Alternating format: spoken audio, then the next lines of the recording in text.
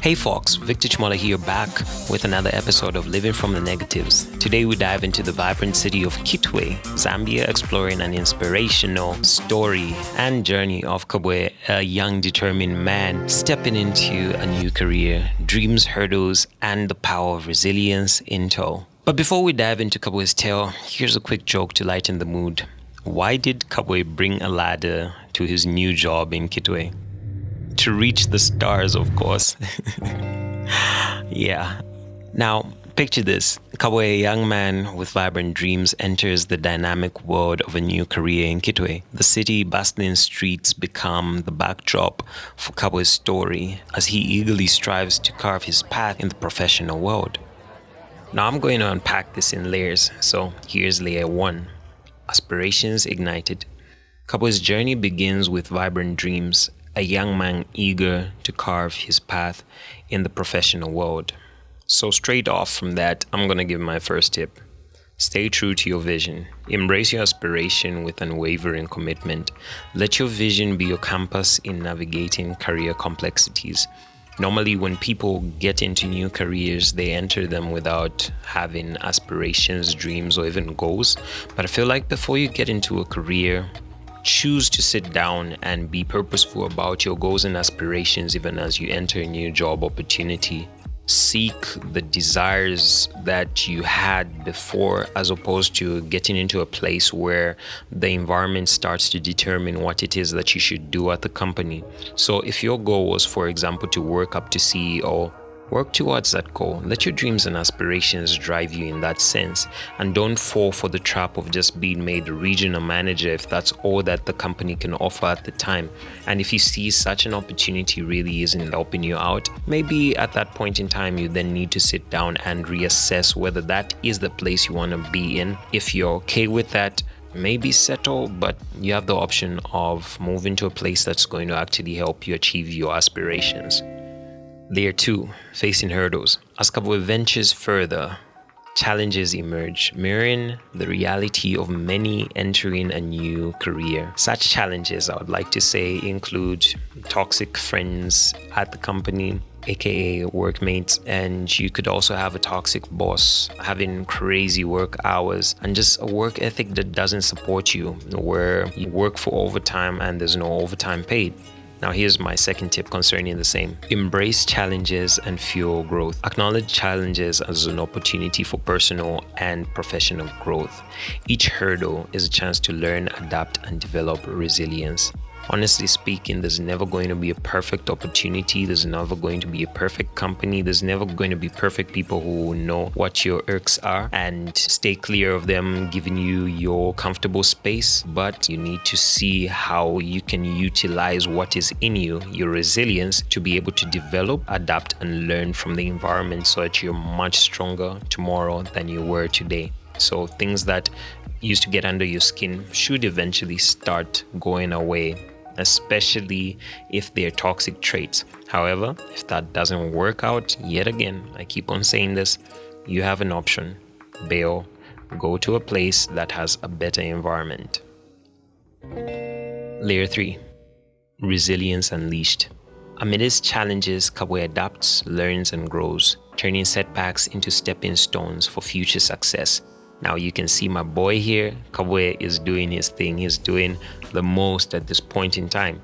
He has decided not to be held down by these situations, but instead he is growing from the problems. He is turning the setbacks into stepping stones. So when someone tries to pin him down at the company with like some sort of a trap, he decides also to set up his own trap, learning the system, learning who not to talk to about his most secret things. And he eventually guards himself up to the point that he's now able to navigate the environment. That's resilience, that's brilliance, that's just amazing. So I'm gonna give you my tip 3, which is cultivate adaptability. Resilience thrives on adaptability. Be open to change, learn from setbacks, and view challenges as an opportunity to evolve. I was tempted to talk to you about how, as I was growing up, my bullies eventually became people who became my beating pillows, because at a point in time, I lived in a place where bullying was just like normal. Hazing was a thing. You were born in a space. So if you're born in a certain area, you're known as people who are really strong. So coming from the opposite end of that, people wanted to ingirila, like literally, they wanted to belittle my ability. So when I changed my environment, I learned one thing. I was in a new city. I was in a new place. There was no way I was going to step back into the old sheepish character of the past who couldn't evolve into whatever potential was there. So when I walked onto the scene, when I walked into the space, I took control. I decided to work to the bone such that people would come from different schools to try to bully us, and it wasn't going to work because I wasn't going to take no for an answer. I remember, I think in the first 3 days, I had an altercation with like the headmistress, the head girl, and the biggest bully at the school. And you know what happened, because I ended up graduating from that place. So they lost. Like, they lost the mental war, they lost the physical war. There was nothing they could do about it because I had evolved. I chose not to be a bottom feeder. So cultivate adaptability. Resilience thrives on adaptability. Layer 4, transformation. Hurdles transform into catalysts for personal and professional growth, reflecting the transformative power of resilience. I think we all know this. Do a couple of exercises every single day and your body gets stronger.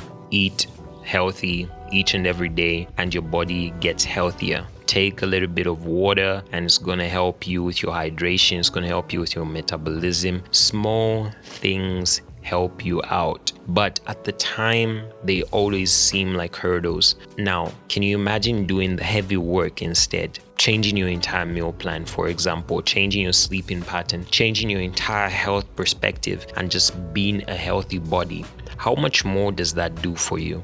So hurdles do transform into catalysts for personal and professional growth. So instead of taking the easy way out next time, maybe try to face it, more especially if up to this day, like in the example I was given before, you still have bullies around you and they still bully you. As a 20-year-old, maybe like one day just snap and just be like, no, you're not going to get tanjingirire. You're not going to push me down. You're not going to set me back because you feel like you are stronger. Can you walk out of my space?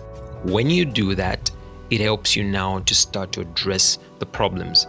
I feel like this has something to do with the power to say no.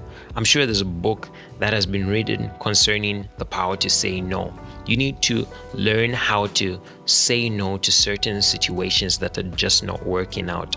So this is now leading me to tip 4, which is embrace transformation. Recognize that challenges can lead to transformation. Allow the journey to mold you into a more resilient, adaptable professional. So maybe next time your boss wants you to work overtime and he's not going to pay for it, maybe say, no, you need to sign off on my overtime or I'm out of here. Maybe the next time they tell you you're going to be fired because yada yada yada, they overwork you and yet they don't pay you, and then they don't expect you to talk back to them. Maybe talk back next time and say, you are held accountable for this, and seek the right action, which is, if at all it's a legal matter, take them to a legal professional or to an authority that's going to hold them accountable. Because one thing that I've learned about the circle of life is this: whatever you think is the biggest boss has a big boss that it looks up to. So if you can talk to that big boss who they're accountable to, that actually helps you out a lot, because it can actually help them to stay in line and allow you to move forward to what it is that you want. At the end of the day, don't forget you had your goals, your aspirations, your dreams, which is coming from like that first layer we were unpacking. So if you have those things and there's something that's standing in your way, my friend, you need to embrace the transformation and just recognize that this challenge can lead to a transformation, allowing the journey to mold you into a more resilient, adaptable professional. Now, I love the fact that I actually did this in layers. So we're getting to layer 5, which is our final layer or our last layer. There are more layers. I'm sure you could see this, but this is Kabwe's story, so mine. So, We're talking about shared experiences in the fifth layer, which is the fact that Kabwe's narrative mirrors the experience of many starting a new career, offering insights, encouragement, and a sense of camaraderie. What does this actually mean? The fact that you're not going through this alone and a lot of people go through it means that you have shared experiences with them. It means you can become the chief Luamboist, or you can use that to create an environment where you can discuss drawbacks and stories so that you can draw strength, which is now leading me to my actual tip, which is tip 5 from today's podcast. Connect with shared experiences of coworkers, of people, of anything that has a shared experience. By connecting with the shared experiences of others, draw strength from their stories, find inspiration in the resilience within each individual. Biblically, there's a scripture that talks about, and they overcame him by the blood of a lamb and the word of their testimony. This is the word of testimony. If someone was able to do it, you too can do it. Don't be fooled to say situations are so different and whatnot. You can tailor the situation to work out for you just as it did for someone else, especially when it comes to law. And that's the one thing that people don't realize. If something has been held in court, to say that, oh, Chite did this, so now they are owed this, that becomes something that's called precedence. And I believe that that's how nature works. I'm sure that's how God has set up the universe, to say that if he was able to meet a certain need of a person in a particular circumstance, he's going to hold true to that as long as the word and his word is true. As long as he is a God who is just, he's going to ensure that's going to happen. That's why we always call for justice. However, yet again, I am still bringing it out there. If they don't want to listen, walk away. They too need to grow. And the good part with this is it's two ways. So your growth versus their growth. You become a herder in their space, they grow from what is going on. It's really a win-win situation, because it means that you win by walking away from a bad experience. They win in the sense that now they learn that there are people out there who can let go of what they think is an opportunity that no one can let go of, hopefully teaching them to be more respectful of other people. So us who stay in the universe, thank you for that.